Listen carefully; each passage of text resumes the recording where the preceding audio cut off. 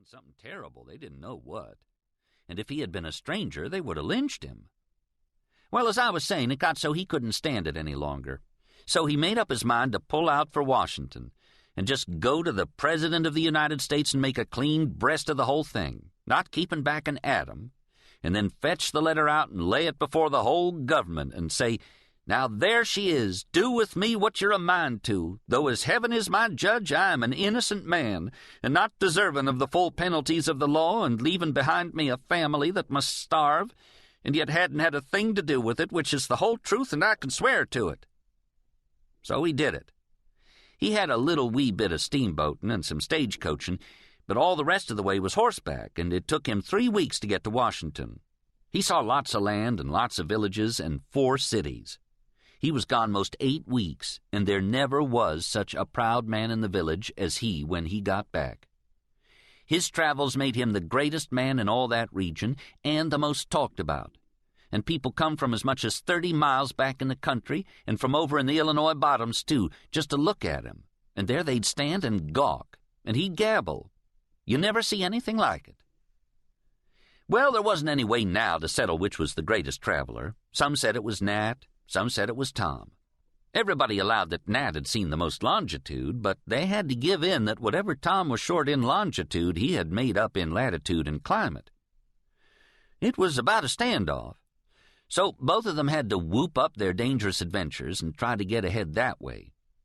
That bullet wound in Tom's leg was a tough thing for Nat Parsons to buck against, but he bucked the best he could, and at a disadvantage, too, for Tom didn't sit still as he'd ordered done, to be fair, but always got up and sauntered around and worked his limp while Nat was painting up the adventure that he had in Washington. For Tom never let go that limp when his leg got well, but practiced it nights at home and kept it good as new right along. Nat's adventure was like this. I don't know how true it is. Maybe he got it out of a paper somewhere, but I will say this for him, that he did know how to tell it. He could make anybody's flesh crawl, and he'd turn pale and hold his breath when he told it, and sometimes women and girls got so faint they couldn't stick it out. Well, it was this way, as near as I can remember. He come a-loping into Washington and put up his horse and shoved out to the president's house with his letter, and they told him the president was up to the Capitol and just going to start for Philadelphia, not a minute to lose if he wanted to catch him. Nat most dropped, it made him so sick. His horse was put up and he didn't know what to do, but just then along comes a darky driving an old ramshackly hack, and he see his chance. He rushes out and shouts, $50 if you get me to the Capitol in half an hour, and a quarter extra if you do it in 20 minutes. Done, says the darky.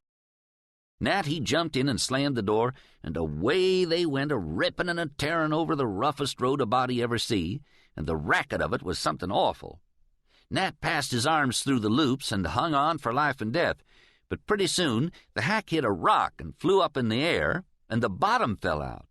And when it come down, Nat's feet was on the ground, and he sees he was in the most desperate danger if he couldn't keep up with the hack. He was horrible scared, but he laid into his work for all he was worth and hung tight to the arm loops and made his legs fairly fly. He yelled and shouted to the driver to stop, and so did the crowds along the street, for they could see his legs spinning along under the coach and his head and shoulders bobbing inside through the windows, and he was in awful danger. But the more they all shouted, the more the nigger whooped and yelled and lashed the horses and shouted, "Don't you fret, I's gwine to get you there in time, boss. I's gwine to do it sho." For you see, he thought they were all hurrying him up. And of course, he couldn't hear anything for the racket he was making. And so they went ripping along, and everybody just petrified to see it. And when they got to the Capitol at last, it was the quickest trip that ever was made, and everybody said so. The horses laid down, and Nat dropped all tuckered out, and he was all dust and rags and barefooted. But he was in time, and just in time, and caught the president and give him the letter, and everything was all right. And the president give him a free pardon on the spot. And Nat give the nigger 2 extra quarters instead of 1, because he could see that if he hadn't had the hack, he wouldn't have got there in time, nor anywhere near it. It was a powerful good adventure, and Tom Sawyer had to work his bullet wound mighty lively to hold his own against it. Well, by and by, Tom's glory got to paling down gradually, on account of other things turning up for the people to talk about. First a horse race, and on top of